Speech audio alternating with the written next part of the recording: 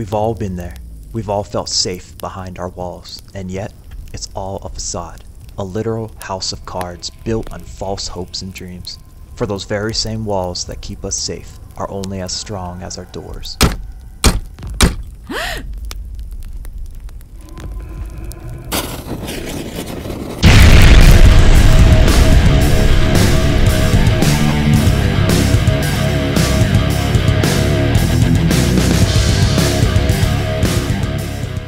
This is the fourth video in a series dedicated towards defending against raiders and explosives. The first three videos covered wall construction and resource costs. In this video, we'll take a look at doors. Doors can be the Achilles heel to an otherwise strong base. So let's look at a couple basics and then cover more complex designs. Your standard door looks tough, but a tier 3 door is destroyed after only 3 explosives. You can place another door on the front of the foundation, but that only brings the total explosive count to 6. In the first video, we used fence foundations to place 3 layers on a square. You can now place 3 doors on a square for 9 explosives total.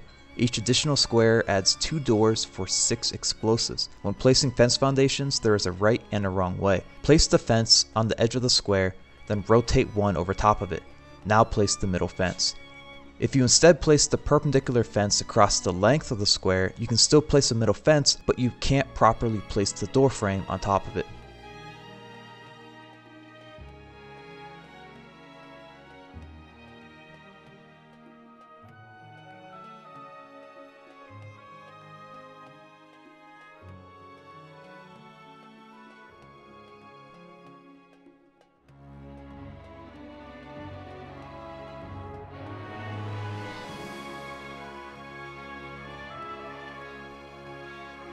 With this method, in the space of 3 squares, we can fit 7 doors for a total of 21 explosives. This is a considerable step up from the single and double door method, but can we do better? Let's use wedge foundations like we did in the second video and see if we can add more doors within the same amount of space. The order of placement here matters because occasionally placement will be blocked. So place a fence foundation along the edge of a wedge and then add a perpendicular fence. Make sure it's overhanging the tip of the wedge. Now alternate this pattern down the length of the wedges. Move to the outside, and because of the overhanging fence, you can now place double fence foundations.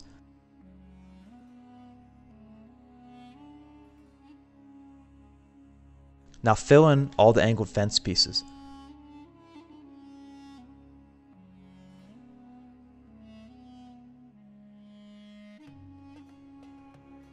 Place all the parallel door frames.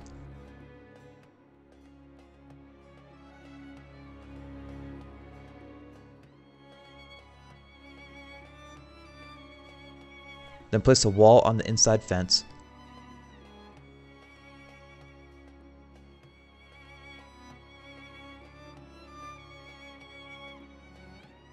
And a second fence on the outside.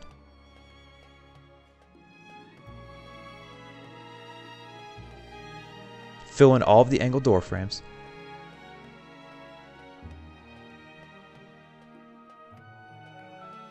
Finally, you can place the doors. But you want to do this in order. Place a parallel door, and then place the angled door directly in front of it. Move to the next parallel frame, place the door, and then place the angled door in front of it. Continue down the line.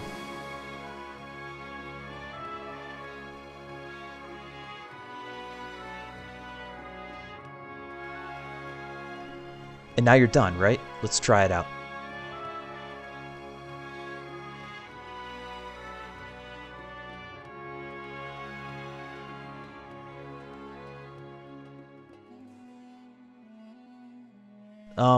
This is really painful, and unless you're a masochist, I don't think you'll enjoy it. So remove all the doors and let's start over.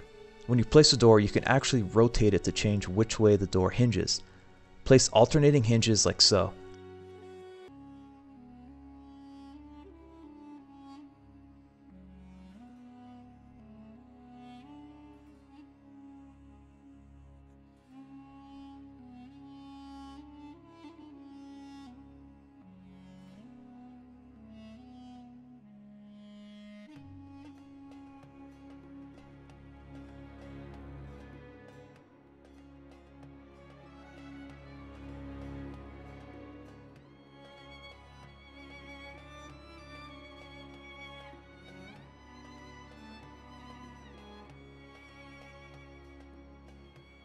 Unfortunately, it's not as smooth the opposite way, but it's not terrible either.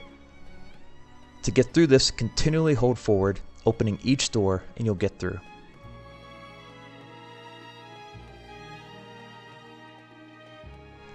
So let's test out the design with explosives.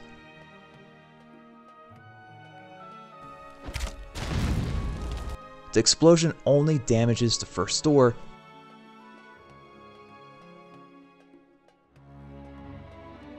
but it does damage to the first 3 door frames. Why is that? If you look at the corner that connects these frames, it is exposed. So let's extend the double wall to cover it.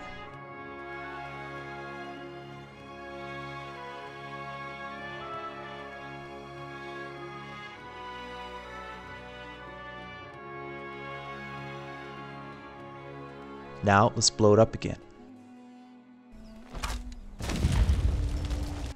And this time only the first frame takes damage, so the key here is to make sure all of the joints or corners are covered up.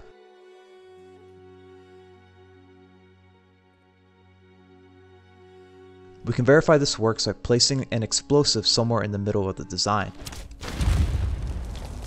As we can see, only the door frame closest to the explosive took damage, the rest are untouched.